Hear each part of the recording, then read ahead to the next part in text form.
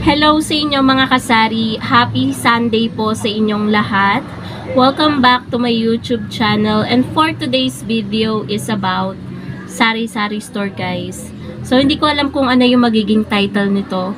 Bigla lang pumasok, guys, sa isip ko yung malayo na pero malayo pa. Or okay lang mabagal, ang mahalaga umuusad. So, ayun guys, bigla lang nagkaroon ako ng idea na mag-vlog about dito. Kasi guys, minsan, bilang isang tindera, napapanghinaan tayo ng loob kapag dumadating yung times sa ating negosyo, sa ating sari-sari store, ay matumal. 'Di ba? Kapag matumal, nalulungkot tayo, napapanghinaan ng loob, wala tayong benta kasi. So, minsan naman mga kasari, bigla na lang dadating sa point na may araw na mabibigla ka na lang na ang daming bumibili sa store mo, tapos lumalakas ulit yung loob mo, tapos masaya sa feeling guys kapag madaming bumibili, madaming nagpapa-Gcash. So, naisip ko lang guys na bilang isang tao, dadating talaga tayo sa point na ganon na hindi parating Pasko sa ating tindahan. Madaming nagko-comment na mga kasari natin na ayun nga, nag-vlog ako na tumumal yung ating Gcash. Pero after ng siguro ngayon guys is pa 2 days na medyo okay ulit yung kita natin sa Gcash ngayon. So pagpasensyahan nyo na mga kasari yung boses ko ngayon dahil medyo masama ang pakiramdam ko ngayon. Pinilit ko lang talagang mag-vlog dahil ito ay kasama na sa buhay ko everyday na mag-vlog at mag-upload sa ating YouTube channel. So ako po ay sinisipon at may konting ubo, kaya medyo iba po yung boses ko ngayon. Pinipilit ko lang talagang mag-vlog, pero hindi ito guys sa pilitan, bukal sa loob ko na mag-vlog everyday. So ayun nga, hindi madali ang magpatakbo ng isang negosyo gaya nga ng isang tindahan. Sasabihin lang ng iba madali lang magtindahan. Oo, madali lang basta may puhunan, pero mahirap panindigan, mahirap patagalin. Alam niyo yun guys, yung maging consistent tayo sa negosyo natin. Kasi nga, merong mga nagtatayo ng sari-sari store business, ilang buwan pa lang nagsasara na, or 1 year pa lang nagsasara na kasi nga hindi nila mapagtuunan ng pansin, or wala talaga sa bokabularyo nila ang magtindahan, or hindi nila mahal yung negosyo nila or yung sinimulan nila na sari-sari store business. Pasensya na guys, at medyo kanina pang umaga, yung lalamunan ko medyo ano na rin masakit na rin. Meron nga akong inhaler dito, pampagaan ng aking ito yung kasangga ko, kating ko, tapos may Vicks din ako nandun sa lamesa, sa labas. So, ayun na, malayo na, pero malayo pa. For the past, magsa 7 years, guys, yung store natin. Masasabi ko na medyo malayo na naman yung narating natin. Meron na tayong mga napundar at na-achieve nang dahil sa ating tindahan at sa ating pagbablog. Pero mas maano guys yung katas ng sari-sari store. Mas madami. Kasi halo na dyan yung katas ng Gcash, 'di ba? Malaking tulong din kasi talaga mga kasari yung Gcash. Noon nangangarap lang ako na magkaroon ng gate. Ngayon nagkaroon na tayo. Nangangarap lang din ako na magkaroon ng sariling kuryente noon. Ngayon meron na. Nasa katuparan na natin yung mga pangarap lang natin noon. At sa mga susunod na taon, meron pa din akong mga pangarap, mga goal na sa katuwang natin na sari-sari store business, hindi malabong makamit natin guys. Kaya ako nasabi na malayo na pero malayo pa. Kasi habang tumatagal, madami tayo guys na pangarap sa ating sari-sari store. Syempre mag-expand, lumaki pa, lumago yung ating tindahan. Kasi hindi naman humihinto yung pangarap natin kahit isang hamak na tindera tayo, ganyan. Minamaliit tayo ng iba. Yung dreams natin, hindi naman tumitigil yun guys Isang tao din naman tayo normal na tao lang din tayo.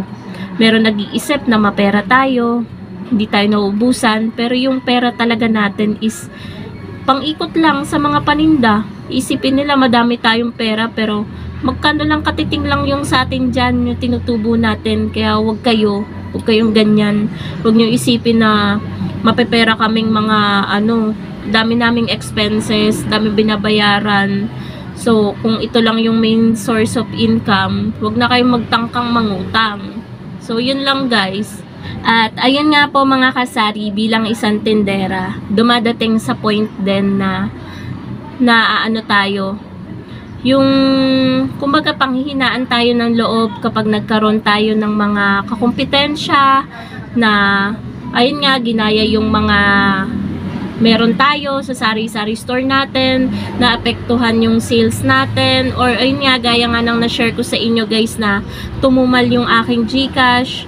Oo, dadating sa point na panghihinaan tayo ng loob, meron pa bang magpapa-GCash sa akin, pero nagkaroon ulit guys ng liwanag nung simula kahapon guys, na medyo malaki ulit yung kinita natin kahapon sa GCash, kasi bihira ko na yun guys 900 plus, bihira na akong kumita ng ganun kalaki simula nga nung may nagkaroon na mas malapit sa sabungan na nag-GCash.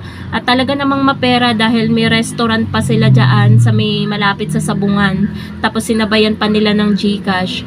So ayun, basta kapag nagkakaroon tayo mga kasari ng mga kakompetensya, maging normal lang tayo. Oo, panghihinaan tayo ng loob, pero wag natin hahayaan yung sarili natin na lamunin tayo nung alam niyo yun guys, minsan galit din minsan inis, or minsan inggit sa iba, minsan lungkot. Huwag natin hayaan yun. Maging positive thinker lang tayo mga kasari, na andyan pa naman yung mga regular customer natin, mga suki natin, ganyan. So, darating talaga sa point na tutumal, pero lalakas din po yan ulit.